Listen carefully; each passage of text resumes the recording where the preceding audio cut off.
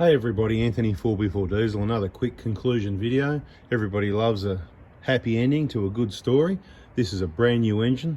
In a moment, after we hit the go button and make sure it starts still, because we've just worked on it for 3 days, we're going to go around the engine bay and show you what it looks like when we've installed a new long motor. That's a genuine brand new long motor from Toyota Motor Company, Japan, you know, the one. It's got the valve cover on it, it's got the sump on it, it's got the injectors in it, it's all ready to go. It's the best value for money, the most reliable option, especially if it's removed, all the components are swapped over properly and it's installed correctly. Doesn't mean we did the auto electrical wiring, but let's have a look and see if it starts and see what the thing sounds like, eh?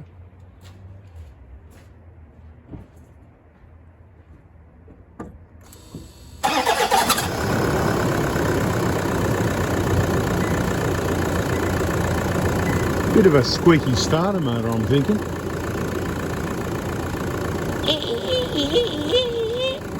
Anyway, let's have a look around the engine bay. How beautiful is that, just humming away, just like a new engine.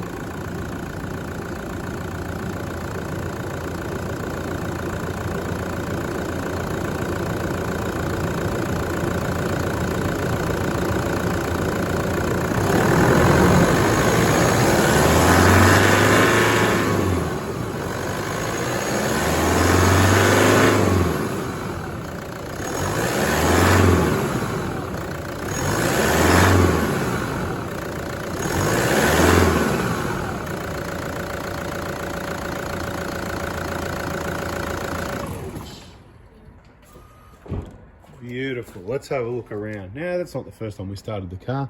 Should be in other videos, or if we're too busy, well, maybe it's not in other videos, but let's have a look around and do a final inspection, see what we've forgotten, hey? So this is the final inspection of the final inspections. And no, I did not do this auto electrical setup with the spaghetti that you may have seen in other videos. But let's have a look. Look at this shiny new engine. Look at that.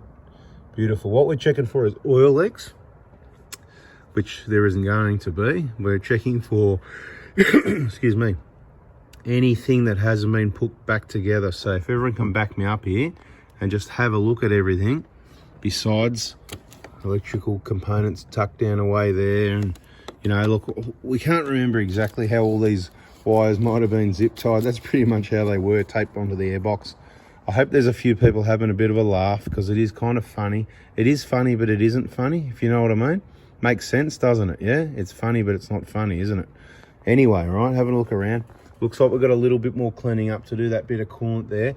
Probably because we overfill it a little bit and it's going to push the excess out. So not a big deal. We're going to plan to drive this a little bit more yet before we give it back. But just having a look around, because since we don't always know what we're doing and we're getting old and rusty, perhaps you've seen some other 1KDs and other videos of ours, and you can let us know what's not right, what we've forgotten, that sort of thing, okay? So again, we've talked about in other videos, the things like that, that's not going to change. That's not part of the job. All the auto electrical and that, I can't put any guarantees on that whatsoever. It's the engine job, and the fact that we want to keep the engine and the vehicle starting and rolling down the road and make sure everything's put back now. Obviously, people have worked on it a number of times before, so we're forced to do things like what we normally do when these clips are broken. You cut that away, you leave the bottom section in, and you run the zip tie through the middle. Can you see what's going on there, everyone? Kind of yes, no, maybe, right? That's kind of the best you can do. Make sure all your vacuum lines are on, like on your map sensor there properly. New map filter, of course. All vacuum lines, all nuts and bolts, no oil leaks. Have a good look around. That's what we're doing. What have we forgotten? We've got the clamp on the fuel pipe. We've got the clamp on those fuel lines there. Yep. We can't help that they were previously over tightened, can we? No. I mean, where does it end? We can just keep replacing everything, but, you know, it's got to end somewhere. But anyway, I just thought we'd have a bit of a look around. You know, clamps there. Yep, they're there. Look, everything looks pretty neat, doesn't it? You know, wiring loom. Again, people have worked on it. Same thing when these clips are deteriorated. What you can do, I think I've shown in other videos, you can drill a hole through that side of the plastic, which is what I did. I drilled a hole there to match the hole on the top, and then you can put a zip tie straight through it and secure that wiring loom. Okay. What else? What else is there to see? Bada bing. Right, I think that's about it. I don't know, pretty short, boring video. What do we do this one for? Well, I don't know. It was literally just that. So you can have a look around, because how beautiful is a nice shiny new engine, yeah? How beautiful is that? And how filthy must the old one have been for that coolant temperature sensor? No, I didn't clean it. We just took it out and we put it in the new engine. We cleaned the gasket surface, that's it. So that old muck's on the outside. So we could probably hit that really hard with a pressure washer and get some of that off. But wouldn't it have been better if the old engine was clean? And then we wouldn't have to do that, I suppose, you know, maybe. Anyway, I don't like sticking the pressure washer too close down there because I don't want to rip up. See the new foam in behind there? I don't want to rip that up with the pressure washer and that. So it can just survive the way it is. And over time, slowly, it might get cleaned up. The client might get out the brush and some degreaser and give it a bit of a clean. You never know. Next time it gets a bit dirty and it's due for a clean, make sure these bolts go back in. Make sure they're tight. Make sure you don't over tighten those ones in the middle, because we're sick of bloody putting it in the vise and pulling them back out again and all that sort of thing. All your coolant hoses back on, no leaks, coolant level's good. And I could just talk all day. What is it? Talk underwater with a mouthful of marbles. Anyway, just wanted to show you this. I just love a beautiful new engine in a vehicle. How cool is that? It's got a new turbo as well, brand new turbo. Brand new engine mounts as well, actually, brand new engine mounts, yep. Didn't really need them, I don't think, but you know, it's got them now, so let's not go there. Can't see the turbo, it's down there somewhere. You can't see it too well, can you?